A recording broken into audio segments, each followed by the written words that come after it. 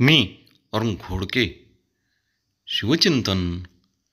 शिवरायांनी अनेक विद्यामधून प्रावीण्य मिळवले होते असे कवींद्र परमानंद यांनी लिहून ठेवले आहे.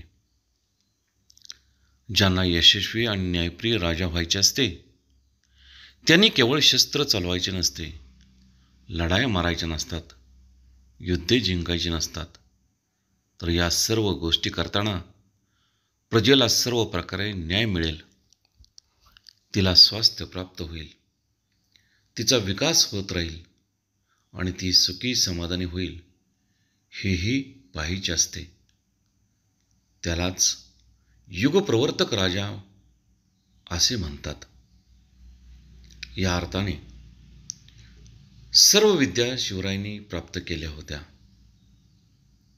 त्यामुळे शिवरायांच्या विषयी अनेक लोक विद्यासंपन्न राजा म्हणून उल्लेख केला जातो. शिवरायांनी ज्या प्राप्त केलेल्या विद्या होती त्यांची संख्या फार मोठी होती. त्यामध्ये सिद्धांतांची सूक्ष्मता आणि प्रचंड क्षमता या गोष्टी लक्षात घेतल्या पाहिजे. शिवरायांनी ज्या विद्या आत्मसात केल्या होत्या त्या खडतर तपश्चर्येने केल्या होत्या. बहुत काय बोलणे, राम, कृष्ण, हरी